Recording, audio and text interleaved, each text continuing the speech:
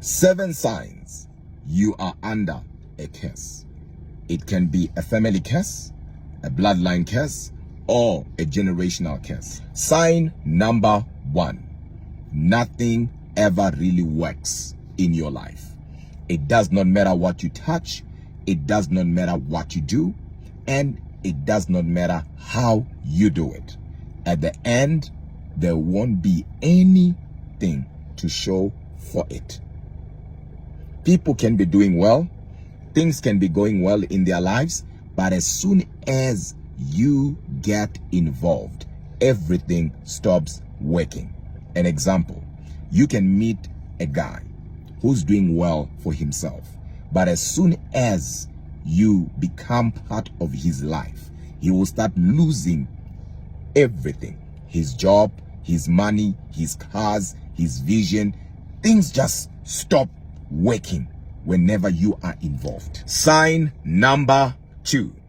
Continuing financial insufficiency or continuing financial struggle, especially where the income is sufficient. You are earning good money, but you don't even know where that money is going. You are struggling financially. You are strained financially. Today you have money, and as soon as you get the money, something has to go wrong. The garage door has to break, you fix the garage door. The window breaks, you fix the window. The door breaks, you fix the door. Somebody gets sick, your money will always have to go out. You can be highly educated, but financially things will not make sense. And once you experience such a cycle in your life, you must then know there is a curse that is following you and something must be done. Sign number 3, rejection. We call it the spirit of rejection. You get a job today, the next thing you are dismissed or you are fired with no valid reason at all. You just have to be rejected. This spirit is so dangerous that even your own family members will not understand you. And no one will have a reason why they don't understand you or they don't like you. They just can't stand you. In relationships, it does not matter how you do what you do. At the end, you will be rejected. You can't tell me that all the men you met, all of them are bad.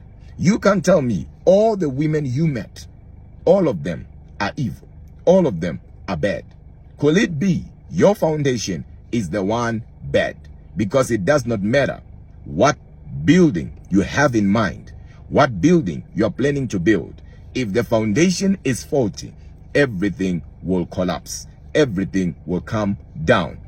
So it can be you have a curse, and that curse is a curse of rejection.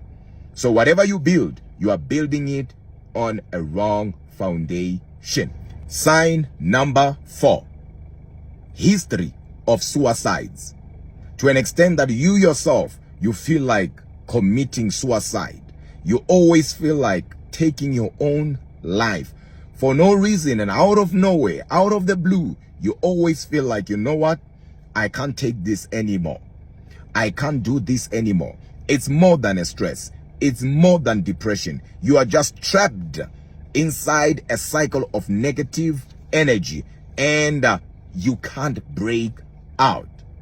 Or unnatural deaths in your family where things just happen in an unusual way and people die. Sign number 5, having common sicknesses or disease in your family. I'm talking about your uncle had it, your mother had it, you are having it, your brother is having it, your sister is having it. That has now crossed the line of the natural. Whatever you are dealing with is supernatural. To an extent that even when you go to the doctor will be telling you that from our side, you appear to be perfectly fine.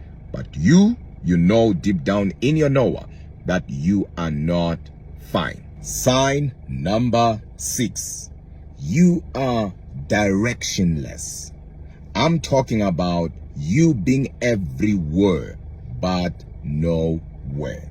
I'm talking about you not knowing what to do with your life. Like a headless chicken. You don't know if you're going or you are coming. As a matter of fact, people who are under a curse and there is a spirit of being directionless, we call it the spirit of a headless chicken, in their lives, they will start something, but they will never finish. It does not matter what you start. You just can't finish. I said it does not matter what you start. You just can't finish. Sign number 7. Haunted by the spirit of debt. You can't help but borrow. You are swimming in the pool of debt to an extent that your life on its own is a life of debt.